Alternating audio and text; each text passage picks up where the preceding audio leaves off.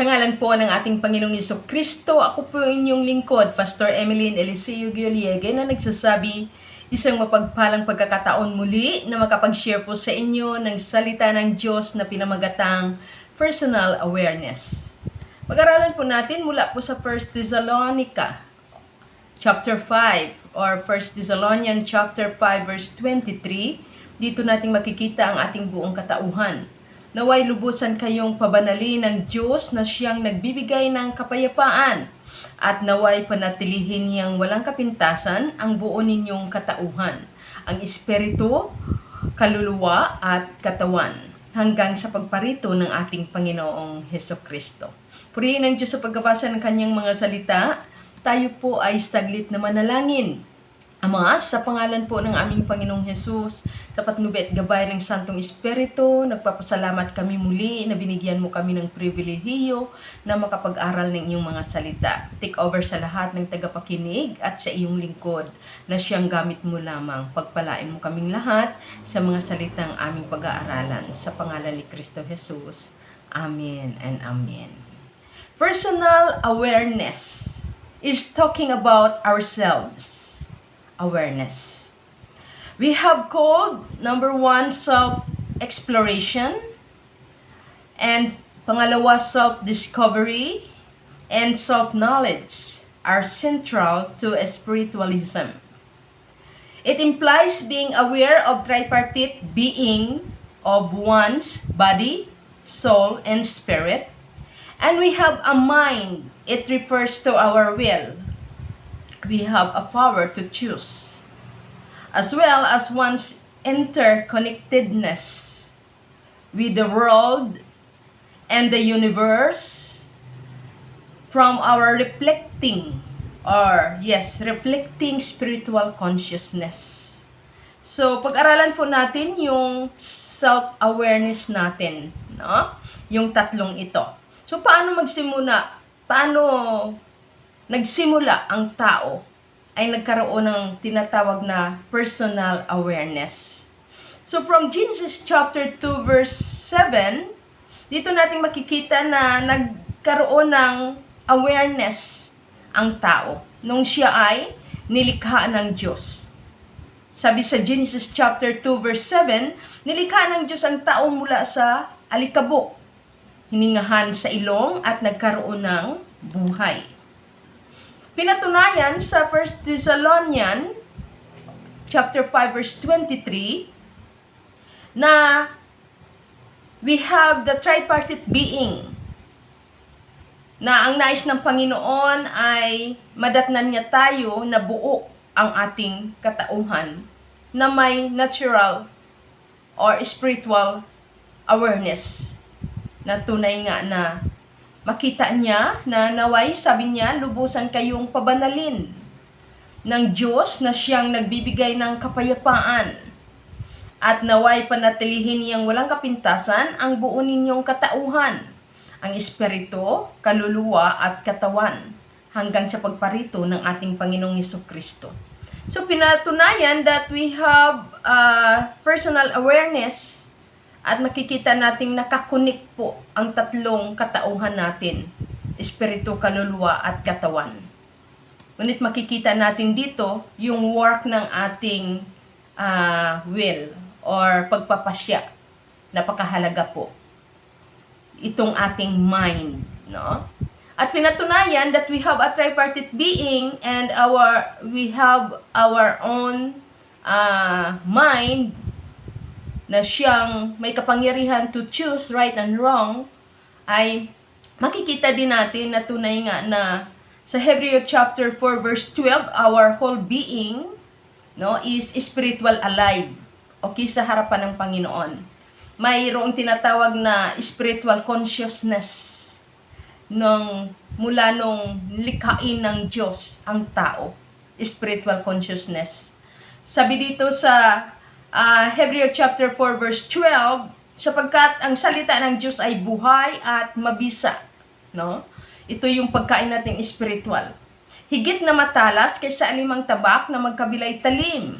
Ito'y tumatagos sa pinaghihiwalayan ng kaluluwa at espiritu. Ibig sabihin, may pinaghihiwalayan ang kaluluwa at espiritu. Ibang kaluluwa, no? Alam naman natin na ang kaluluwang ito yung may 5 senses, no? May emotion, may intellect, and then may will, no? We have the power to choose right and wrong. And intellect, mayroon tayong kapangyarihan to reason out. And the 5 senses, nakakakita, nakaamoy, nakarinig, nakalasa, no? Nakahipo, no? Or nakaramdam. At iba din yung tinatawag na spiritual. Ito yung initial breath of God. Itong hiram sa Diyos na ating buhay. Ito yung pure, mayroong pure God's consciousness, no? Yung Spirit of God. Kaya sinasabing nananahan sa katawan natin ang Espiritu ng Diyos. And this body is a temple of the Holy Spirit. At na siyang nakasaliksik, sabi dito, ng mga kasukasuan at ng utak ng buto. It is refers to the physical body. Kaya makita natin yung ating tripartite being. At nakatataho ng mga iniisip at binabalak ng tao refers to the mind or will, no? Yung may kakayanang magpasya. Okay. So man's whole being as well as one's interconnectedness with spiritual world world, no? Always remember, nang nilalang ng Diyos ang tao ay nakakunik tayo spiritually sa presence ng Diyos, no? And they have aware in God's presence world. Dahil si Adan ang nagpangalan ng lahat ng bagay sa lupa, even kay Eva. Kaya makikita natin na talagang tanging ang Diyos lang at ang tao, no, aware si Adan at si Eva before, nung hindi pa sila nagkakasala, yung presence of God, spiritual realm, at the same time holy and righteous ang paningin nila sa kapaligiran. All is a blessing, walang masama, no? Na wala silang masamang nakita sa kanilang kapaligiran, even nanirahan sila dito sa physical realm, sa earth, okay, sa world, no? So makita natin na nandoon yung kanilang spiritual consciousness, no? And awareness, of course.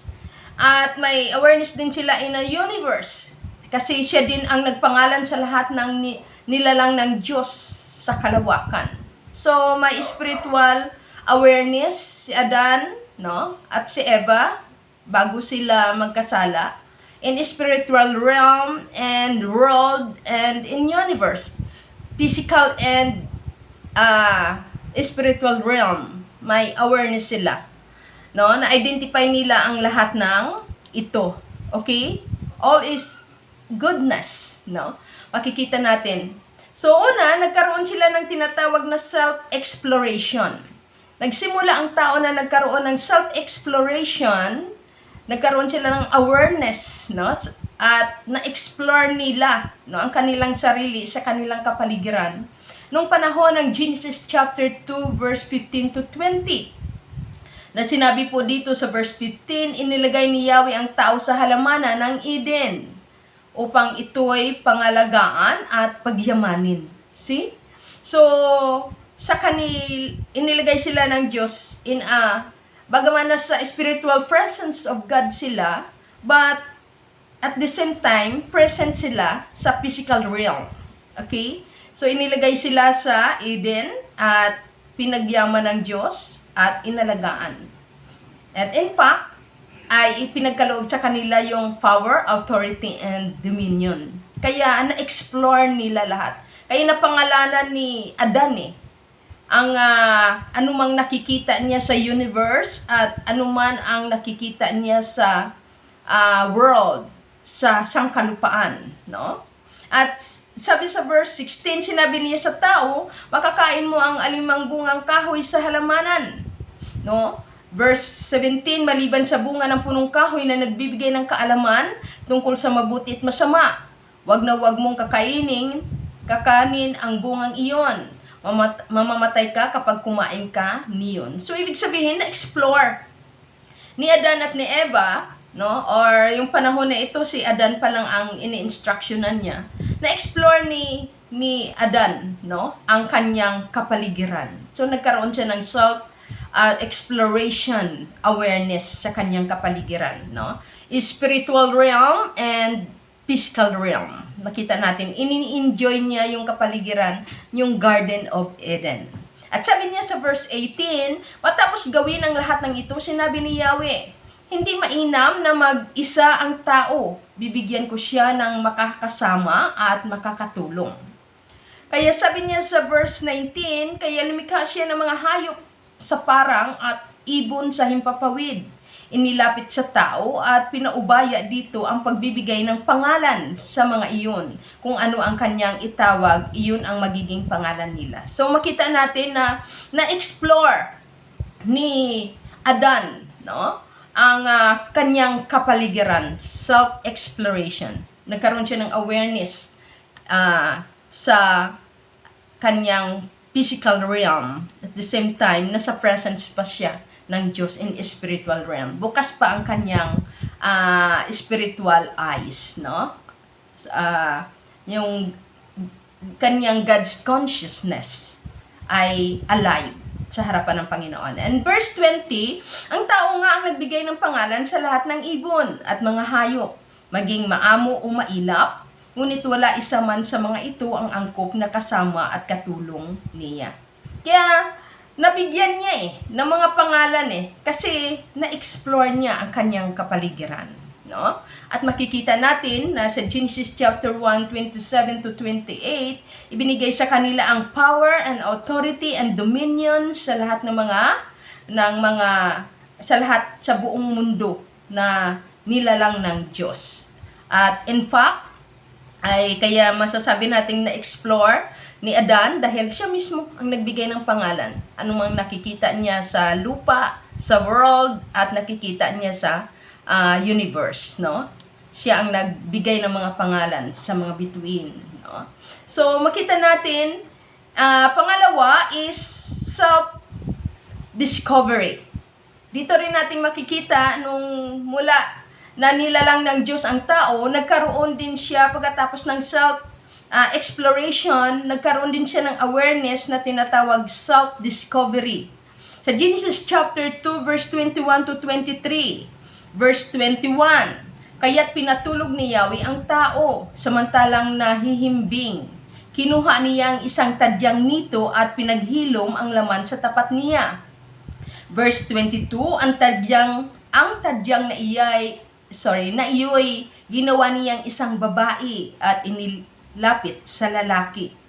Verse 23, sinabi ng lalaki, sa wakas, narito ang isang tulad ko, laman ng aking laman, buto ng aking buto, babae ang siyang itatawag sa kanya, sapagkat sa lalaki nagmula siya. So, dito natin makikita na na-discover ng tao kung sino siya bilang isang tao at ang nakita niya rin yung katulad niya na tao, ngunit iba sa kanya. So, dito na-discover na Adan at ni Eva ang, sabi nga, kung sino sila, no? Nagkaroon sila ng self-awareness, na-discover nila yung kani-kanilang sarili.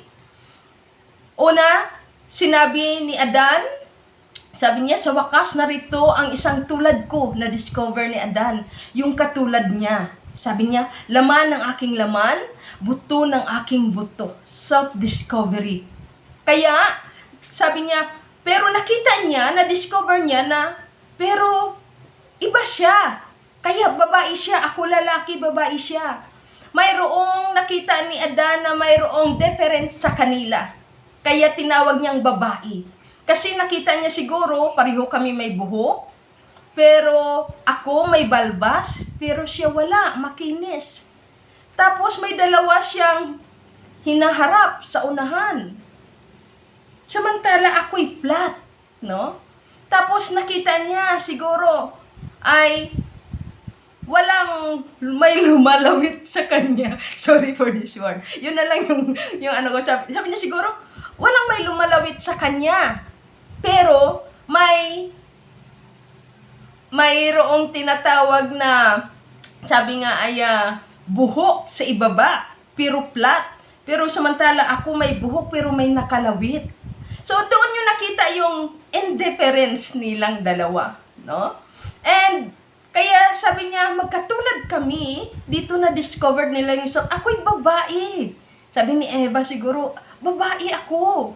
Sabi ni Adan, oo nga, babae ka, kaya ang tawag ko sa'yo babae.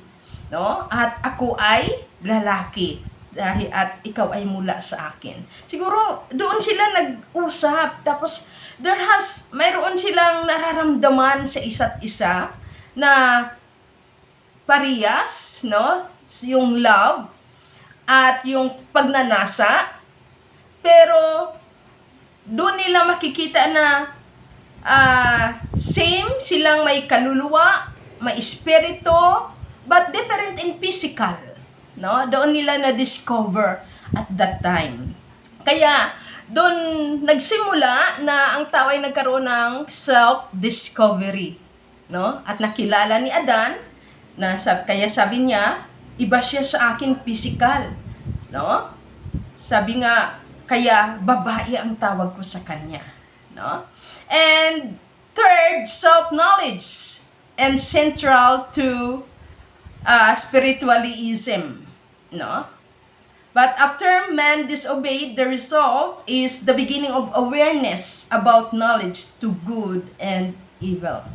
Ang pangatlo, nagkaroon sila ng tinatawag na self-knowledge. So, makita natin na pareho sila ng intellect. But, patungkol sa wisdom and knowledge, mayroon silang mind. Pero they have indifferent intellect. Kasi kung ating titingnan, iba yung point of view ng intellectual ng lalaki at iba din yung point of view ng intellectual ng babae. Kaya makikita natin na iba gumalaw ang babae kasi iba yung pagka-design sa kanya ng Diyos sa kanyang kaisipan. Kaya may pagka-mahinhin or kung ano yung kilos natin ngayong mga babae. Sila naman ng mga lalaki, kisig, no? At iba yung iba naman yung type ng mind nila as lalaki, no? Kaya yun yung difference nila about self-knowledge. No? Kaya may kanya-kanyang intellect, may different reason, no? Kaya ibang reason out ng babae, iba ang reason out ng lalaki. Kaya nagkaroon sila ng self-knowledge. No, bagaman doon din nila nakita iba yung physical, pero katulad may hininga sila, may spirit, and then may soul, no? But yung intellect and emotion ay doon nagkaiba and physical, no? Kaya after na mag-disobey sila, ang result is nagbago yung kanilang awareness about knowledge to good and evil. Before, ay ang kanilang self-knowledge ay holiness and righteousness. Walang mali siya. Sabi nga ay lahat ay worthy ang kanilang puso, kaisipan sa harapan ng Panginoon. Even feelings, emotion, no, worthy sa harapan ng Diyos. Pero nung nagkaroon sila ng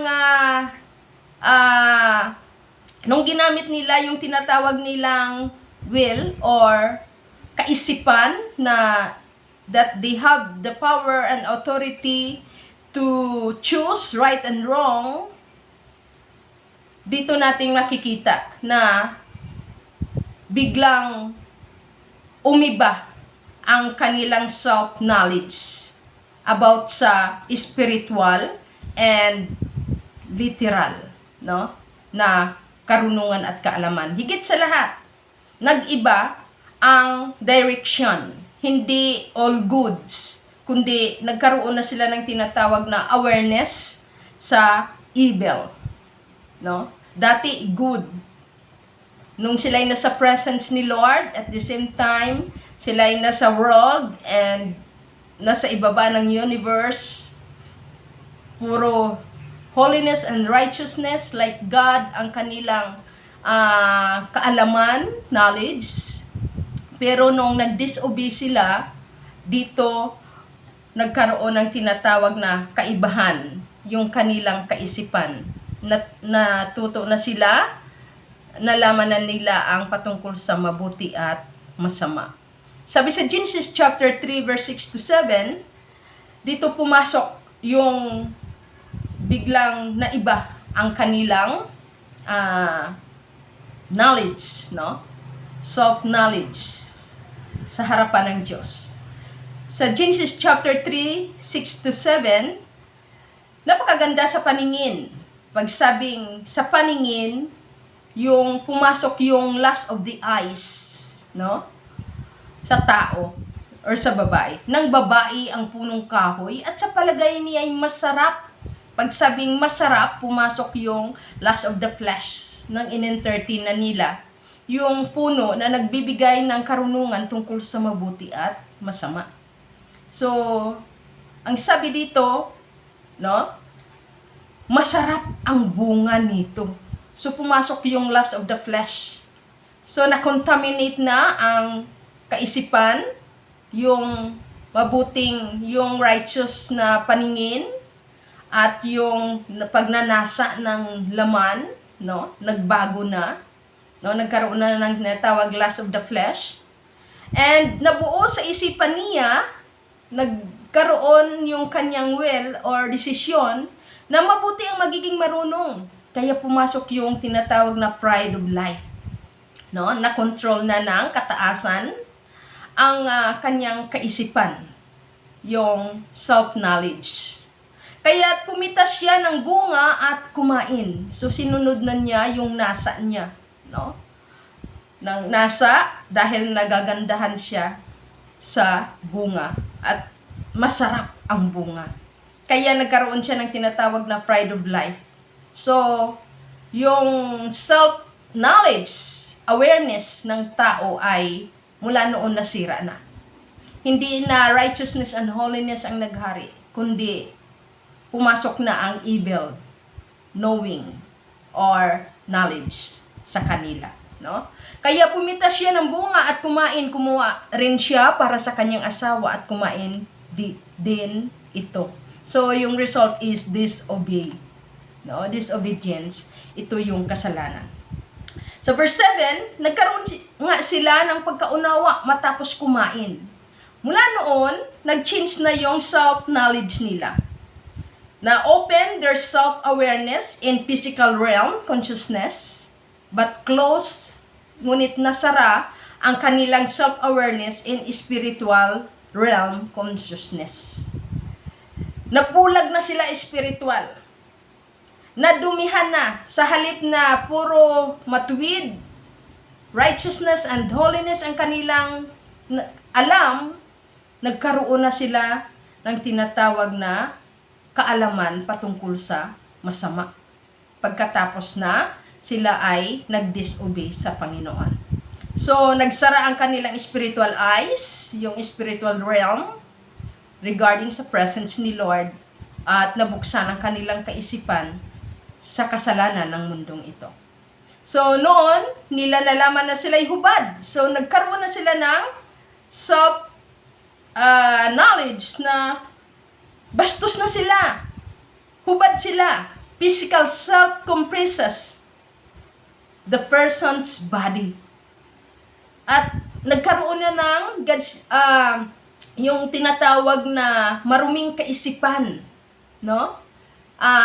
May consciousness na sila, no? Na may malisya na ang kanilang kaisipan. At yung individual soul nila ay umayo na doon sa kung ano ang nasa ng kanilang laman, kung ano ang nakita, kung ano ang kanilang nais ng laman, at kung ano yung nais nilang paniniwalaan. So, nagkaroon sila ng tinatawag na individual soul, no? Na nakakaalam na ng patungkol sa evil work. Kaya kumuha sila ng mga dahon ng igos, nagkaroon na sila ng tinatawag na biglang nakita nila na, ay, ano ba yan?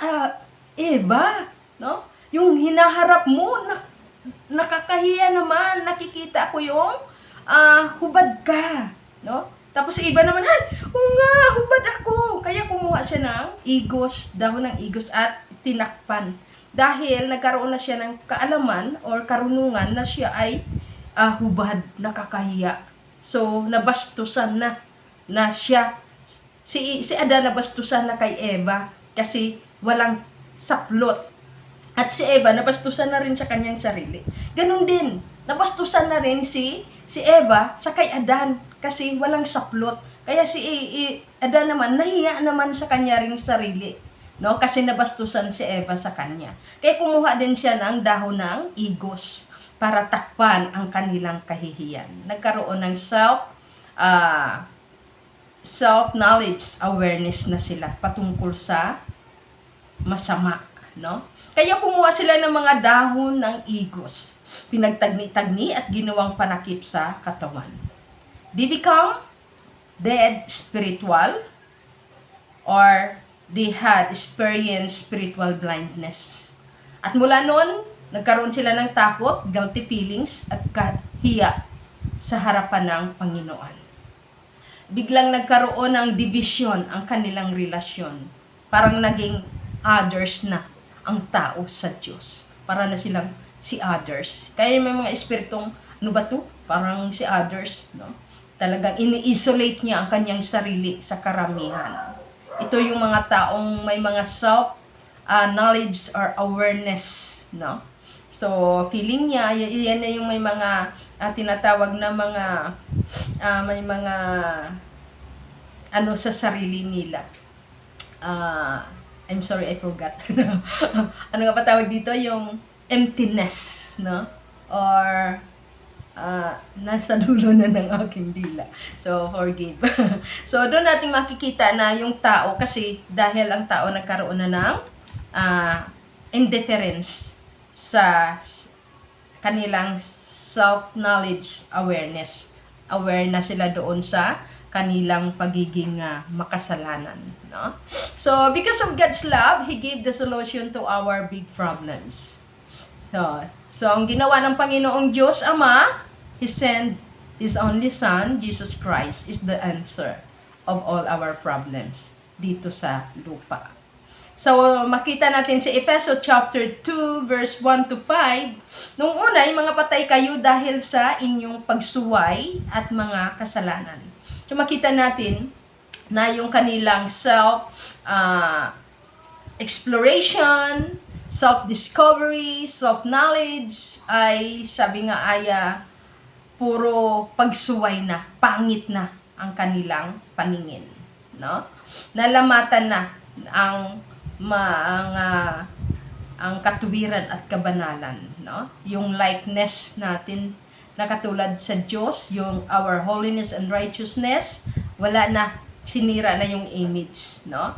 So nababastusan na ang tao. May consciousness na ang tao na may mga mental judgment na, mayroon na rin tinatawag na, sabi nga ay malisyoso na ang tao. No? So, dahil sa kasalanan na kanilang nalaman, nasira ito. So, sabi sa verse 2, sinunod ninyo noon ang masamang takbo ng sanlibutan ito at napailalim kayo sa prinsipe ng kasamaan, ang espiritong naghahari sa mga taong Israel. No? So, yun yung nangyari na, nagkasala na ang tao. Dati tayo'y kabilang sa mga ito, namuhay ayon sa pita ng laman at sinunod ang masamang hilig ng katawan at pag-iisip. No? Nagpailan lang na ang tao sa kasalanan. Kaya sa ating likas na kalagayan, kabilang tayo sa mga taong kinapupuutan ng Diyos. Pero ito ang napakaganda. Sa verse 4, subalit napakasagana ang habag ng Diyos at napakadakila ang pag-ibig na inukol niya sa atin. Verse 5, tayo'y binuhay niya kay Kristo Jesus noong tayo'y mga patay pa dahil sa ating pagsuway, namatay tayo espiritual. At binuhay tayo muli, espiritual, sa pamamagitan ng pagkamatay ng ating Panginoong Yesus sa krus ng Kalbaryo. Sabi nga, naligtas nga kayo dahil sa kanyang kagandahang loob, na si Kristo Jesus ay namatay sa krus ng Kalbaryo. Kaya kapatid, hindi biro ang ginawa ng Panginoon, na sinira niya ang ating self-awareness, personal awareness sa harapan ng Panginoon, at binuksan niya ang kasalanan upang tayo ay matuto gumawa ng kasalanan. But our God is good, na nagbigay siya ng solusyon. And Jesus is the answer ng lahat ng problema po natin ngayon. Kung may mga katanungan ka sa iyong sarili, isa lang, si Jesus ang iyong kakulangan. Kaya lumapit ka kay Kristo Jesus at ikaw ay patawarin at muling buuin at pagabanalin sa kanyang harapan. At mamuhay kang katulad ni Kristo ng matuwid at banal at buo ang ating katauhan nawa sa kanyang pagdating. Madatnan nawa tayo ng ating Panginoon na buo ang ating katauhan, espiritu, kaluluwa at pisikal katawan at may kapayapaan di malirit ni Kristo Jesus sa ating mga buhay. Panginoon, salamat sa lahat ng nakinig ng iyong mga salita. Pagpabalain mo po kami sa mga salitang ito na aming napakinggan. To God be all the glory. God bless po sa inyong lahat. Mahal ko po kayo kay Kristo Jesus.